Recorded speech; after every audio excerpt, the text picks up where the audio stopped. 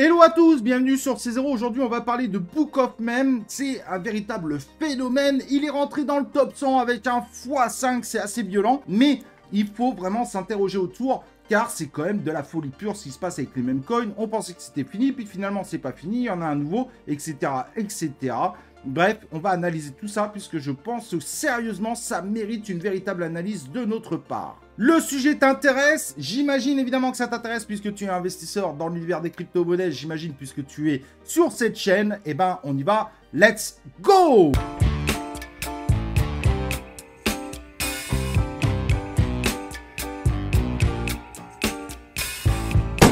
Et donc, dans le passé, beaucoup parlaient du PP, et ben, bam, on en a un nouveau qui vient d'arriver, Book of Meme, qui arrive directement dans le top 100, c'est véritablement impressionnant, on va regarder ça évidemment ensemble dans cette vidéo, et on va essayer d'analyser ce phénomène qui pourrait aussi être un problème pour l'univers de la crypto-monnaie. Au passage, n'oublie pas évidemment de t'abonner à la chaîne YouTube, d'activer les cloches de notification pour recevoir mes prochains lives et mes prochaines vidéos en notification.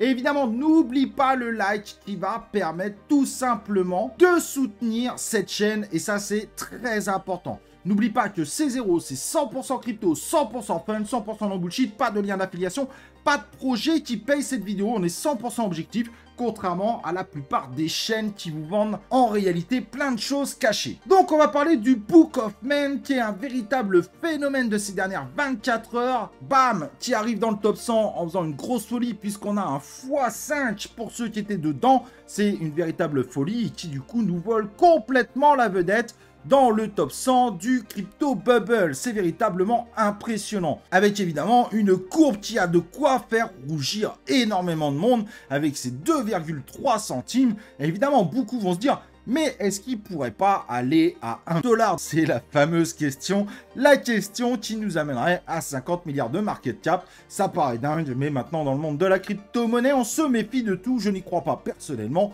mais il faut accepter ce phénomène de dingue qui, depuis qu'il est sorti, c'est un x22 et il est sorti évidemment il y a seulement quelques jours. C'est un projet donc de l'univers Solana et qui vient directement en 84e place et qui du coup se positionne 7e des mêmes coins et qui amène un 7e même coin dans l'univers évidemment des crypto-monnaies, du top 100 des crypto-monnaies.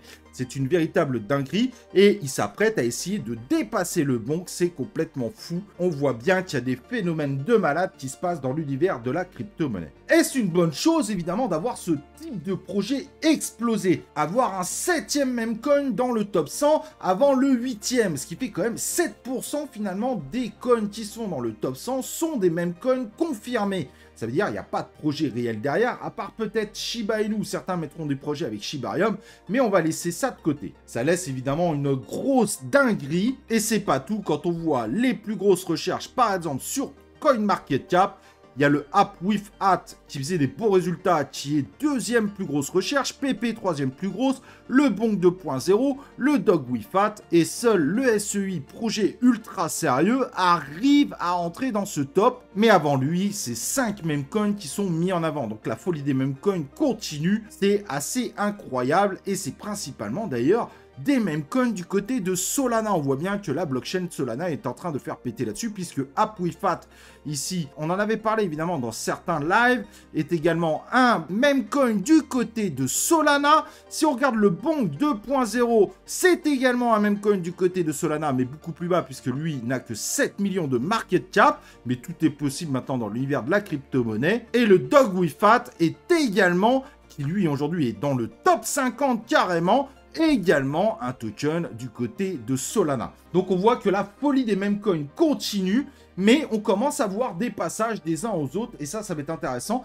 Ça veut dire qu'il va pas falloir peut-être trop holder, et je sais qu'il y en a beaucoup qui aiment holder, mais il y en a tellement de plus en plus dans le top 100 que ça commence à se compliquer, ça commence à compliquer les affaires. Certains pourraient aussi sombrer, repartir pour laisser la place à de nouveaux. Et malheureusement, le scénario du pire, avoir plus de 10% évidemment de meme coin dans le top 100, est également un scénario envisagé. Tout simplement, quand on regarde notre top 100, même si on voit qu'un ensemble de cryptos en bénéficie malgré tout, puisque le FTM plus 25%, le PIT du côté de Solana aussi plus 28%, SEI plus 23%, AVAX plus 18%, les cryptos sont en train de remonter. On voit aussi que Jupiter, curieusement, nous fait un plus 58%. Jupiter, pour information, c'est un exchange décentralisé dans l'univers de Solana. Je vous conseille quand même s'il n'y a que 13% des tokens en circulation, à surveiller Jupiter, puisque de plus en plus de gens l'utilisent parce que Raydium a de véritables problèmes et donc de plus en plus de gens utilisent Jupiter comme premier exchange décentralisé sur Solana, d'où son pump actuel. Évidemment, à la fin de la folie des meme coins, cela pourrait être un retournement de situation, mais c'est intéressant de surveiller. Évidemment, là, on est sur une grosse bougie verte. C'est peut-être pas la minute où il faut rentrer, mais comme on avait fait le listing, si vous vous rappelez, il y a quelques temps, il y aura peut-être un bon moment pour rentrer. Mais attention, Jupiter pourrait nous faire aussi des folies dans l'univers des crypto-monnaies. Aujourd'hui, 61e, il pourrait rentrer également dans le top 50. Mais en tout cas, on voit bien que l'univers de Solana est ultra représenté. Et ça, c'est très important de bien le souligner. On sent évidemment une folie du côté de Solana, mais une folie qui est surtout, portée par les meme coins. Ce qui amène notre ami Solana aujourd'hui à être à 85 milliards de dollars de market cap, avec un token à 192 dollars qui s'approche évidemment des 200 dollars et qui va tenter de retourner à son ATH. En tout cas, avec la folie des meme coins, si elle continue, ce score devra arriver très prochainement, si ça se trouve dès la semaine prochaine. En n'oubliant pas que son ATH, donc sa valeur la plus haute, est actuellement à 260 dollars, chiffre atteint il y a 2 ans, plus précisément le 6 novembre 2021. Mais on voit bien que la folie des meme coins est en train d'entraîner Solana et son univers. Et ça, évidemment, pour tous ceux qui ont investi dans l'univers de Solana, c'est une aubaine. Mais c'est une aubaine, évidemment, que pour ceux qui prennent des profits. Car pour le moment, on a l'impression, malgré tout, que c'est un gros château de cartes. Et il suffirait d'enlever une carte pour que le château de cartes s'écroule. Donc faites évidemment attention. Alors s'écrouler, ça ne sera pas un retour de Solana à 8 dollars. Il ne faut pas croire au Père Noël non plus. Mais ça pourrait être aussi, pourquoi pas, tout un écosystème qui perde assez rapidement 50% de valeur, puisque pour le moment, il est porté par les meme coins.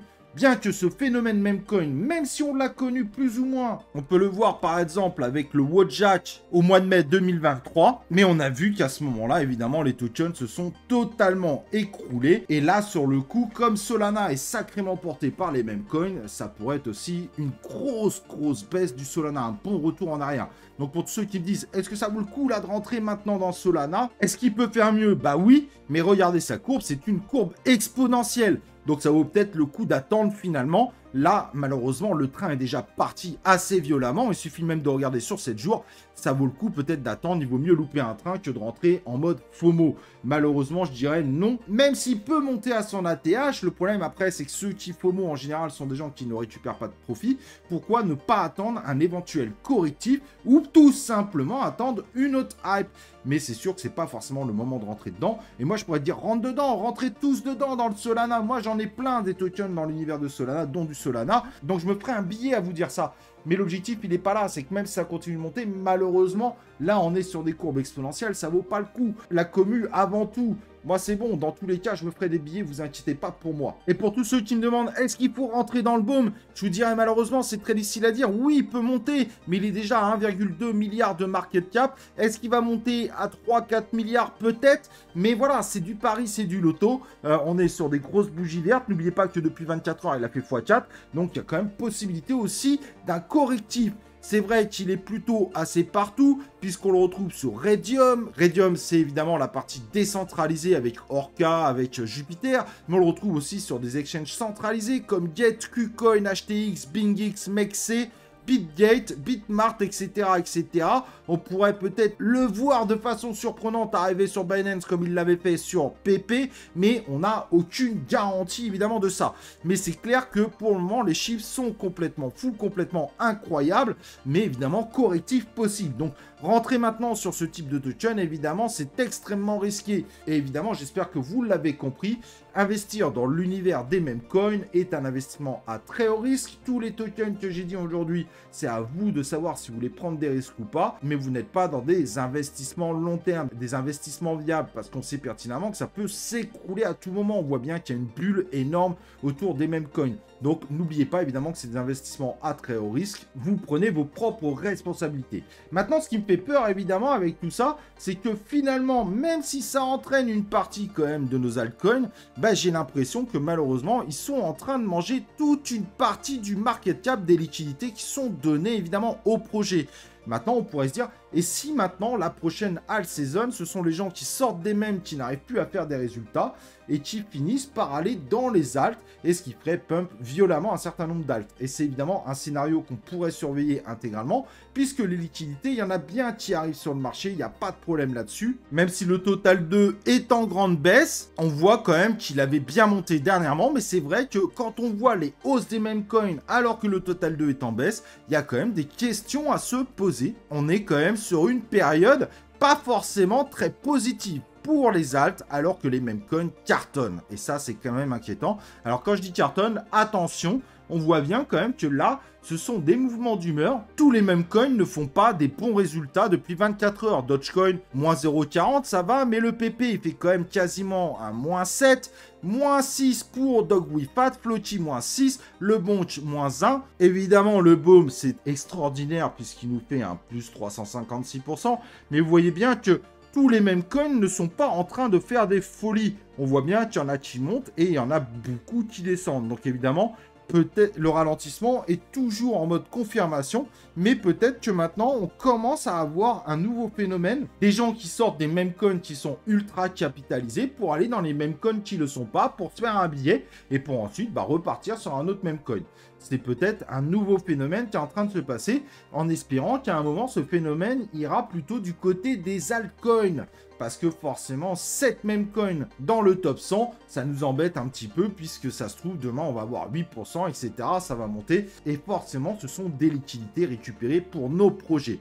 Donc voilà un petit peu tous les phénomènes qu'il va falloir suivre, puisque c'est ça qui va nous dire comment investir dans le futur. Est-ce que la altcoin season maintenant partirait des mêmes coins? C'est tout à fait envisageable. Si d'ailleurs les mêmes coins, on voit qu'il n'y en a plus un seul qui arrive vraiment à faire des pumps de folie. Mais bon, là c'est pas le cas, on le voit bien avec le Boom. Mais c'est peut-être, et on l'espère indirectement, le prochain phénomène qui pourrait nous arriver, d'avoir des gens qui déversent des mêmes coins vers les altcoins, puisque les mêmes coins ne payent plus assez, voire commence à faire perdre de l'argent à une majorité des gens. Voilà, j'espère évidemment que cette vidéo t'aura plu. Évidemment, elle est très intéressante pour les investisseurs. N'oublie pas de liker cette vidéo avant de partir. Et comme d'hab, on se retrouve pour un prochain live ou une prochaine vidéo de C0.